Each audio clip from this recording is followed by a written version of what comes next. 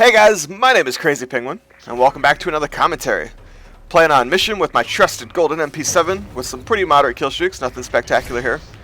And I do fairly well this game, so I wanted to kind of dissect it, and I'm hoping that this could be the first in a series where I go through and explain what worked and what didn't work in a gameplay.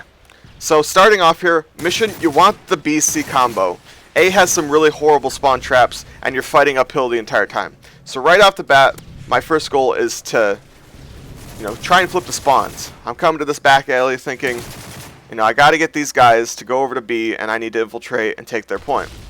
But they put up quite a fight. And they're playing smart here to start, and I'm thinking, well, this could be a pretty difficult game. I don't really ever have an opportunity to push up in there. Every chance I have, I don't have any backup. My teammates are nowhere to be found. I'd be running in there like Rambo, and it's not smart. So I eventually realized that it's not working, and they take A from us. So this is what I'm thinking. I have a Reaper in my pocket. If I can just hold these guys off and they don't really advance in this direction and call on that Reaper, if I focus some of my missiles on C, perhaps the spawns will flip. So I'm just waiting for some more teammates to get over here. Hopefully they'll be able to run in there. I'm going to slowly back off and use them coming to me as the advantage.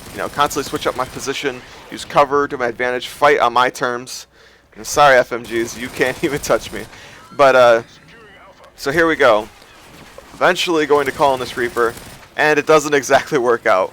Right after this cut, you'll see that in the end, we lost B, and we took A back.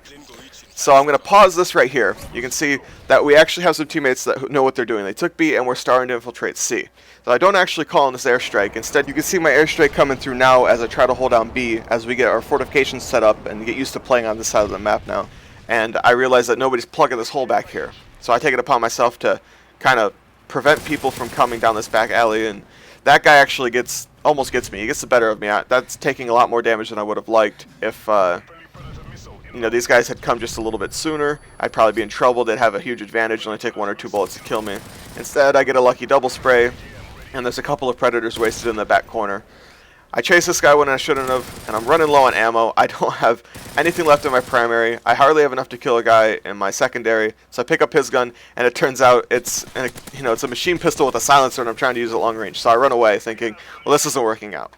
Call another Reaper, and the only thing I can say here is you kind of want to kill the people towards the middle of the map first to kind of trap them back in their spawn. Again, give your team time to set up fortifications. And there's a trophy system again, just doing a couple missiles, but I went for the double. I could have killed some other people, but they weren't moving anywhere either, so here I am again covering this back area. I picked up somebody's golden MP7 with a silencer. Not as potent as rapid fire, but I guess I don't stay on the radar. And you can see the spawns are flipping now. This guy spawned on C. I know there's people behind me. There's nothing I can do. I'm only one person on that side of the map. So I'm thinking, alright, airstrike the site so they can't steal it from us. And then predator any stranglers on that side.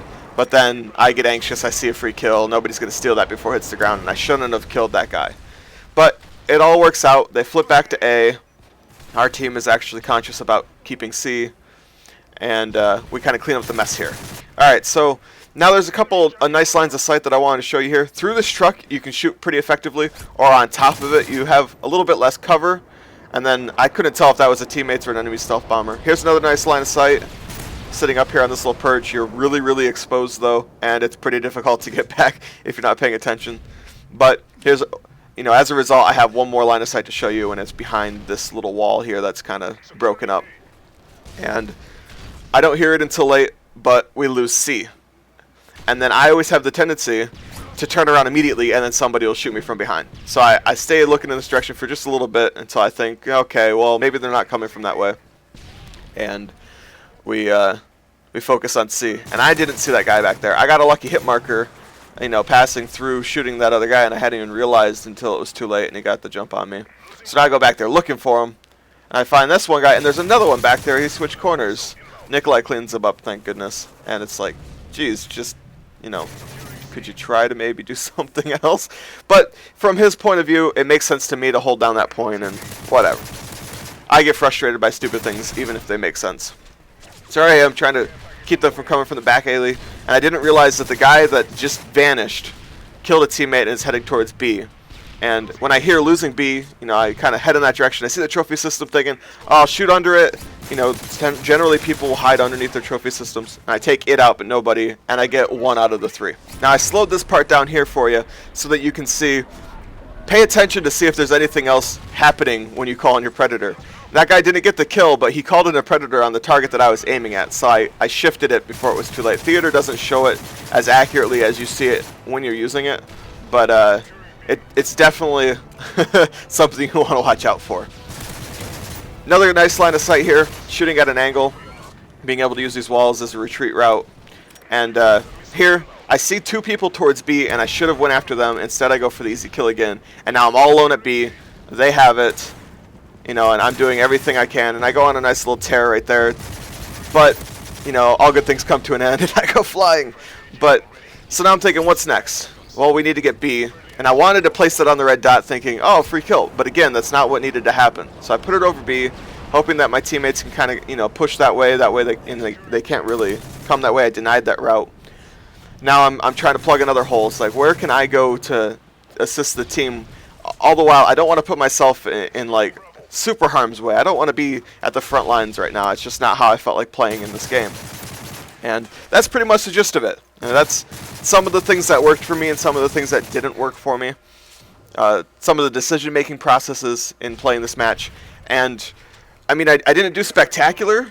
You saw the clips, but at the end of it, you're going to see that I actually got a really nice score, all things considered.